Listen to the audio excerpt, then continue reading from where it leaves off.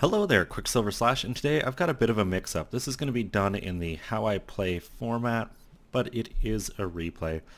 Because at the time, I just wasn't thinking about doing it, but I've been having a lot of success in this Pan-Asian DD line.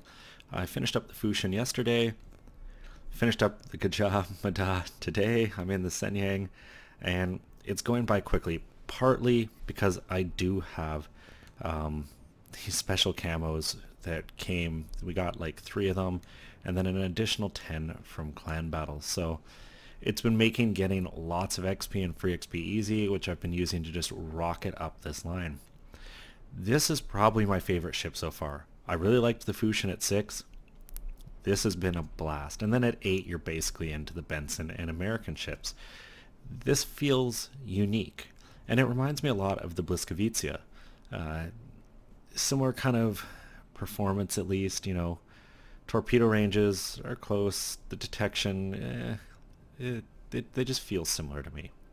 One of the things I love about this ship is turrets 2 and 3 rotate 360 degrees, only that frontmost turret having a limited arc.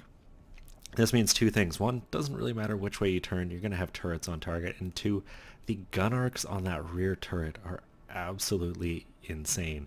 You can angle about 10 degrees and that rear turret can fire at a lot of targets. So off the bat, what I'm thinking is I'm just going to go up the side I spawn on. It's kind of my general strategy. Like a lot of people ask, how do I decide where I'm going? Well, I just look where I spawn, look who's on the map, and just kind of go where I think I can make a difference. And this corner of the map, I definitely feel I can. I love fighting up here. I don't like fighting over on the B side. So if I spawn in the north, I typically try to work this way. If I spawn in the south, I come this way, short of me spawning really close to that B flank. Now, 3 of the enemy destroyers are spotted, meaning I know where they all are. So nothing is going to catch me off guard here. And I out-detect both a Leningrad and Envoy. So seeing momentarily that King George and the Colorado, I'm figuring, let's get closer. I've got some pretty dangerous torps. Maybe I can land some. And at very minimum, put myself in a good position. But then the Chapayev shows up, and this I have to worry about. So just throw my torpedoes straight at them and turn out. Now I do have an Algerie and a Nagato coming along with me, but they're still a ways out. So I want to get some range. Now, I know there's radar, but I'm not super worried. Or wait, does the Chapayev even have radar? Am I being stupid? I might be being stupid. Either way, I do want to keep my range from this Chapayev. And, well, 1 torpedo, you can see does a ton of damage, and for one reason or another, they don't repair that flood. I didn't notice it initially. I thought their health was just disappearing from the gunshots, but they are indeed flooding. And that's going to go a long way for me here in just getting some initial damage. Already up to 21,000 of this Chapayev's hit points. And, well, he goes dark, eats a decent shot from the Algerie, and right there is my first kill. Pick up the first blood. And now all I'm basically thinking is, hey, I have 2 battleships that seem pretty alone. You can see those 3 destroyers in the south. They've continued south. None have come up here to contest me. Sure, there is a CV, but I can avoid him. Pretty low detection. I think it's like 3.2, so I just turn away the best I can from those planes, and they see the Benson and decide to go for him instead. So now I'm just trying to get position on this Colorado and King George so that when my next torpedoes are ready, they're going to eat them. And one of the things I've loved about this line has been the smoke. It's not active as long, but because it's ready more often, I find it a little more useful. The American smokes, they're powerful. That long sit time is good, but if you need to move, you're now without a smoke longer, whereas this Pan-Asian line, if you're running the smokes particularly later on, that reload is just so nice. You can see 5 seconds left on the smoke, and I'm going to have my next one in 18. So there's really only, 10 seconds that I'm without smoke. Now seeing the KGV and the Colorado, I'm trying to decide who to shoot. And it was actually switching back and forth between the pair. And in the end, I decided to kind of shoot at both. I led the King George, and then you can see I kind of put one not on the Colorado's lead mark, but where I would think he might turn if he goes a little right, or if this KGV doubles back the other way into a place where potentially I hit him. And now I'm just trying to open range. I could smoke and start shooting, but that gives my position away. So I want to buy space and really put myself in the best position I can to just start working these two down. Now, unfortunately, none of that first set of torpedoes hits, but I'm going to be able to do a lot of damage here.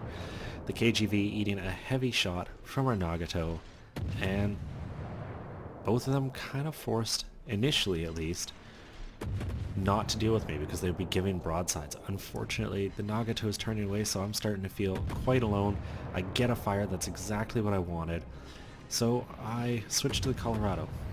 And it's only momentary. I'm just trying to get fires on both of them, start working down some of their hit points. And you can see in my smoke, I'm just moving.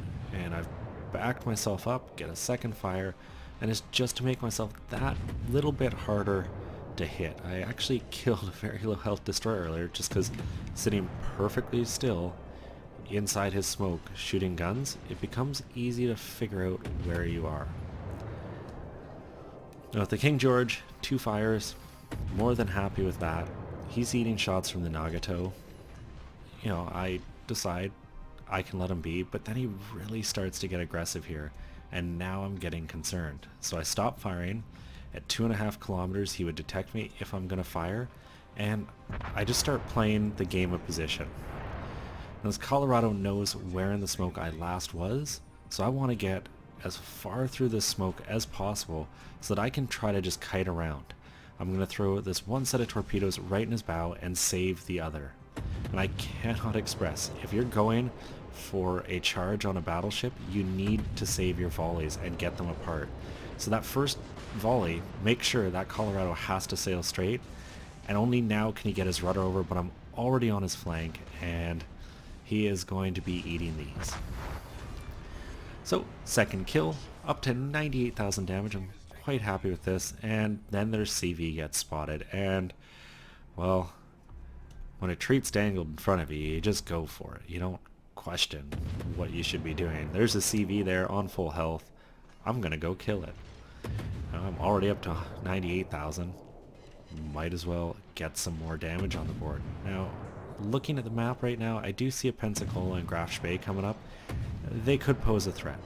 I can't see how much health they're on because limited draw range on destroyers, but I've got some help. I'm not alone. The Pensacola is finally spotted. He's about half health. So for him to get all the way up here, hopefully that number changes. And as I get closer, I just keep working the Indy down. Some very solid hits out of these guns. And having 6 barrels, it really helps. And I think that's one of the things that makes this ship so fun. It's another one of those kind of lots of barrels. Maybe they're not as big, but they do the damage. And really, this Indy doesn't stand a chance. You can see friendly fighters for some reason sailing over him. Not sure what that was about. And now that Pensacola is getting in to 11 kilometers, I've got to start thinking. And I do switch to AP here, hoping maybe for some citadels, but first volley doesn't go too well. Second does a little better, okay, but I switch to HE, just get the guaranteed damage. I aim a little higher, and I was hoping not to have to use torpedoes, but it looks like I need to. So I get a set out, and Pensacola's right there. Just make sure they're going to hit, get that rudder over, and it's time to smoke. And well, 8,300 damage for him to close and kill me now. It's going to be difficult. I put a set of torps in the water just in case he does try to come straight at me. Maybe I'll get lucky. And it's just about working. Puts out the first fire. So there's no real concern. From him at least. I am really worried about this Graf Spee in front of me. Graf Spee has hydro and some great torpedo arcs. There could be torps in the water at me already. Get another fire. Come on, I want the kill. Ah. Don't manage to get it. Oh well. There's the Hydra from the graph. It's time to move. You can't be caught sitting around. And at first I thought, okay, I'll charge him, but I realized I don't have torpedoes, and thankfully I realized that and started to turn away because I completely missed those planes coming at me. Now stuck this close in, I've kind of got a decision to make. Do I just try to turn straight out and run? I've got to open them to 6 in that case, or do I just keep engaging them? And with aim like that, and just the Graf Spee not having a great reload, I really do feel I can fight him. I also don't want to stay in a straight line, so I turn, start displacing myself horizontally from his position, because I do feel there could be torps in the water, and they show up. So that was nice. That hit not so much, halves my health. Pop the speed boost, any little edge I can, and there's not a lot of dodging at this range, so it's just put down damage, keep putting down damage, up to 165,000, and well, don't get the kill there either, sadly. And that leaves just their Ognivoy on the other side of the map, which no way I'm killing him. Maybe I'll get a plane kill to round this game off, but really happy with how this one turned out. And the team did decently. A lot of the team went to B and they pushed. I went up here. The Algerie and Nagato stayed close enough that they could support me, and I think it really worked out well. And you can see why I'm making short work of this line. Taking home 333,000 credits, 22,600 XP, 26,000 free XP, on 166,000 damage and 3 kills. It was more than I needed, and that right there is basically halfway through this ship.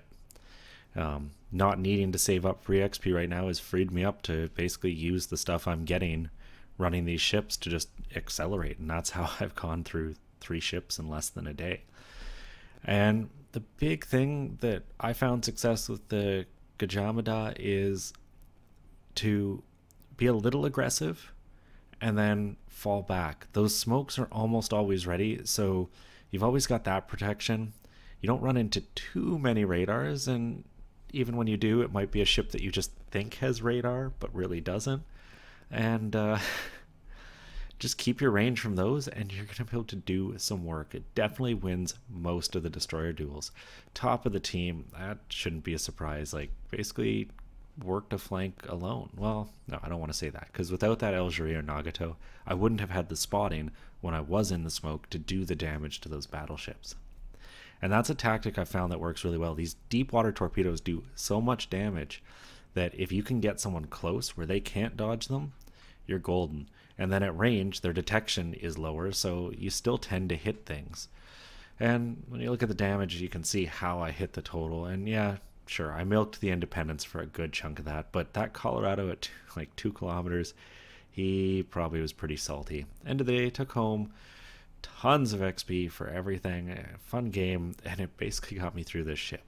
Anyways, I hope you guys enjoyed this. I hope you can take some lessons, so when you get to this ship, or the Fusion, which plays very similarly, or the later ones in this tree, they all seem to feel about the same. That it helps you out figuring out positioning. And my biggest piece of advice is don't go rushing into the cap early. DDs become more powerful late game, so try to stick around. Anyways, if you enjoyed it, please consider giving it a thumbs up or subscribing to the channel. And as always, I am Qckslvrslash, and I'll have another one for you all later.